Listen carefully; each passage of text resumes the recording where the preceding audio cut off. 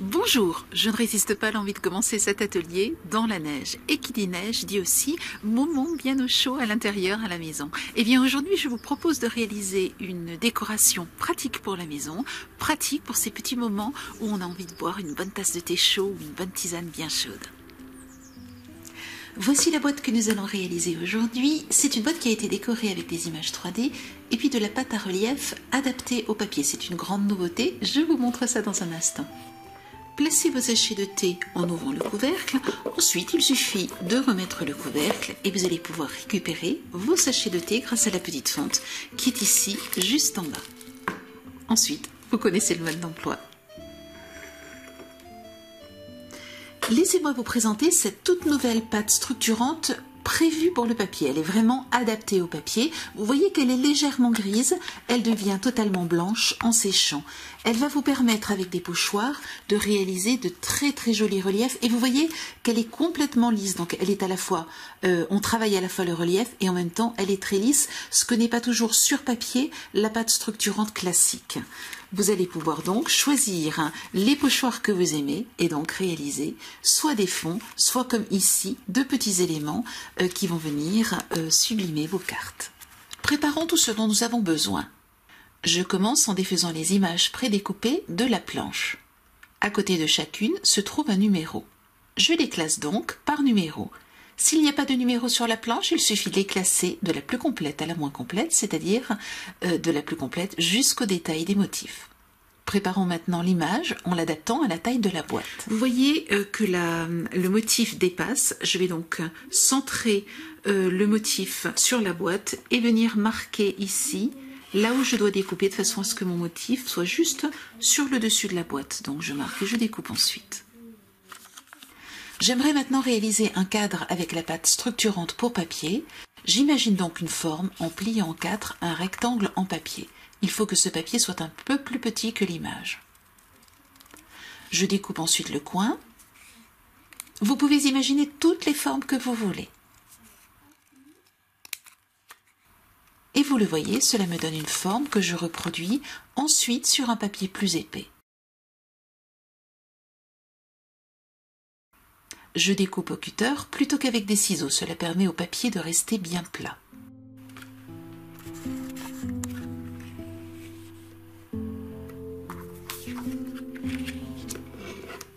Veillez ici à ce que les petites pointes donc, de la découpe que nous venons de faire ne débordent pas de votre dessin, puisque ce sera le cadre que nous allons avoir autour du motif. Je peins mon support en gris. Vous pouvez bien entendu choisir une autre couleur. Ici, je voudrais travailler sur du gris et du blanc, tout simplement, pour avoir quelque chose d'assez doux. J'aimerais maintenant préparer la face avant de ma boîte. Nous allons avoir ici un liseré qui va nous permettre de venir récupérer, plutôt une découpe qui va nous permettre de venir récupérer les sachets de thé. Je vais donc tout simplement prendre ma règle, marquer un trait qui me permettra ensuite de faire cette découpe. Ensuite, ce que je voudrais, c'est par rapport à cette découpe, du coup, cadrer mon motif ici, le motif de ma planche, et en même temps avoir une idée de jusqu'où le couvercle de ma boîte va descendre. Donc je marque deux traits et voilà, j'ai donc les éléments qu'il me faut. Je vais commencer par faire cette découpe et ensuite je vais venir coller comme ceci ici ce motif là. Ce motif, pour être collé, je trouve que la meilleure des solutions c'est de coller avec de l'adhésif double face. Je prends donc une feuille d'adhésif double face. Donc vous voyez, vous les avez soit en A4, soit vous les avez en plus petit format. Le plus petit format peut aussi fonctionner. Je vais donc tout simplement placer ma planche de 3D dessus, comme ceci. Je referme de façon à découper plus facilement et je n'ai plus qu'à découper. Alors j'enlève d'abord l'excédent et ensuite je vais découper plus proprement.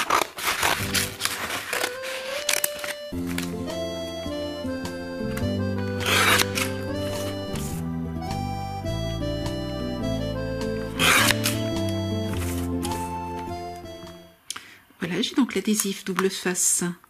Je n'ai plus qu'à enlever la pellicule protectrice et à coller mon image sur ma boîte.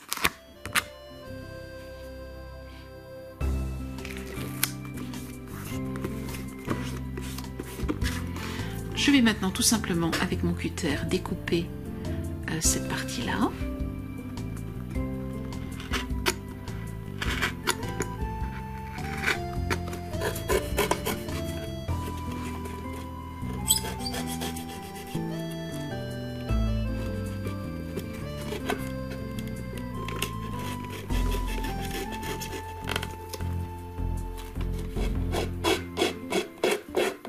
Si vous n'avez pas de papier de verre, vous pouvez tout à fait utiliser comme moi une lime à ongles en papier.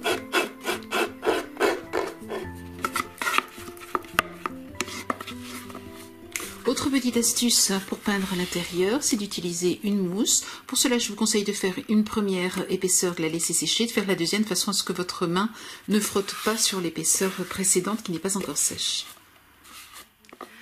Ce que j'aimerais maintenant, c'est créer un relief autour de mon motif. Je sais que le couvercle de ma boîte va venir donc jusqu'au trait. Je commence par placer ici la petite découpe que nous avons faite et puis je protège ce qui va être l'espace du couvercle et je vais venir maintenant utiliser. Alors, ce que je vous conseille, c'est de prendre une spatule suffisamment grande parce que là, on a un petit peu de surface. Et puis, je vais tenir les deux et je vais commencer donc par le haut. Ici, le haut de la boîte, je prends donc simplement un petit peu de pâte et je vais venir ici l'étaler tout simplement comme ceci. Je lisse et je m'occupe maintenant du contour. Je pars de l'intérieur et j'étale vers l'extérieur.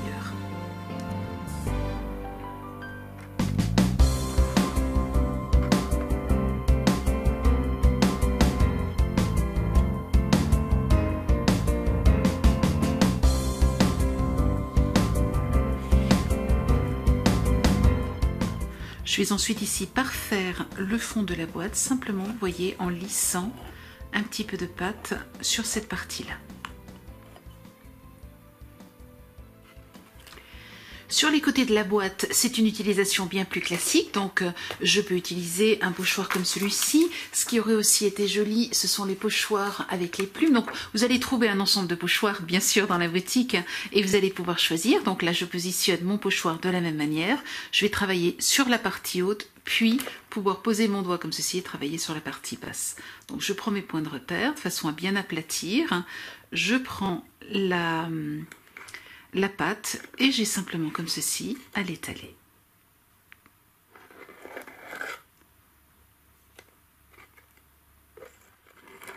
Vous raclez comme ceci le pochoir de façon à ne pas avoir une épaisseur trop importante, mais juste ce qu'il vous faut.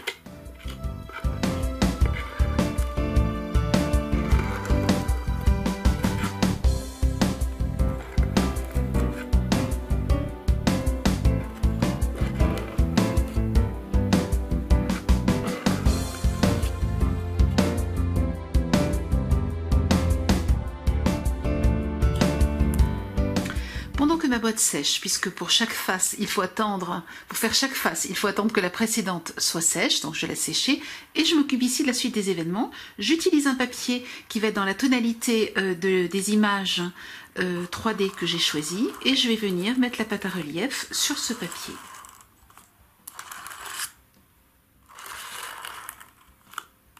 Donc là, vous voyez vraiment son utilisation première qui est prévue pour le papier. J'ai pensé à cette pâte pour le carton parce que comme elle est adaptée au papier, eh bien c'est l'idéal pour le carton. Ça évite de faire gondoler le carton quand on veut avoir du relief et utiliser une pâte structurante.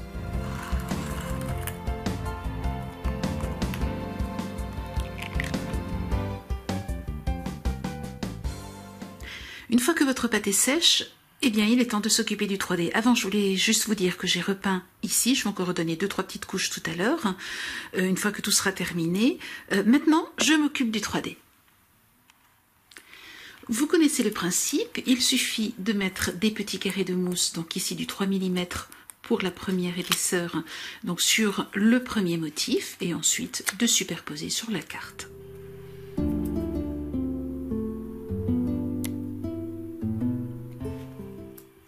Pour la deuxième et troisième épaisseur, je mets des carrés de mousse. Cette fois-ci, je mets du 2 mm.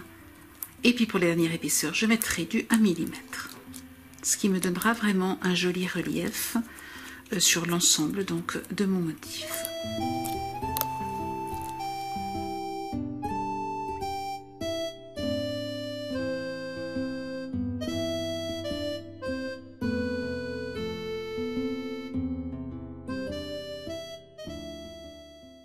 Je découpe ensuite dans le papier que j'ai réalisé avec mon relief, ma pâte à relief, je découpe des bandes de 2,5 cm de large.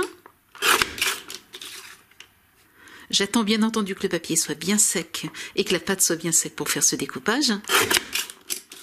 Et ensuite, je n'ai plus qu'à coller ces bandes sur les côtés, là aussi en utilisant des carrés de mousse de façon à avoir un joli relief pour réaliser donc le contour du couvercle de la boîte. Pour le dessus de la boîte, je procède comme je l'ai fait pour la base du 3D. Je colle sur une feuille adhésive double face, je découpe et ensuite je n'ai plus qu'à coller.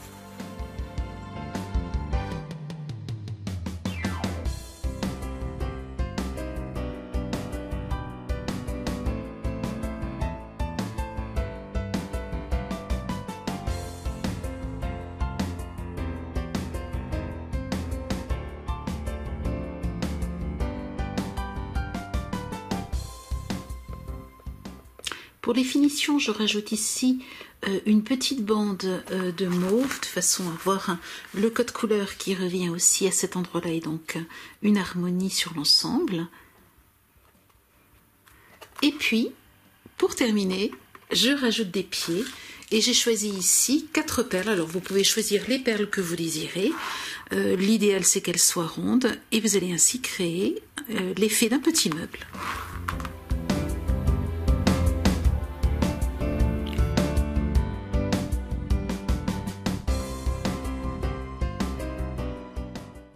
Les sachets de thé n'en seront que plus faciles à prendre puisque vous avez une petite marge ici.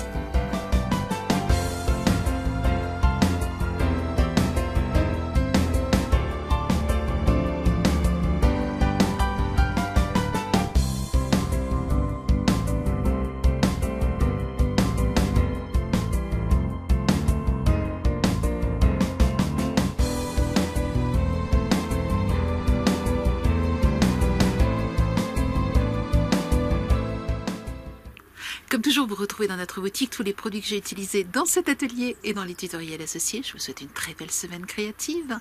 À très bientôt. Au revoir.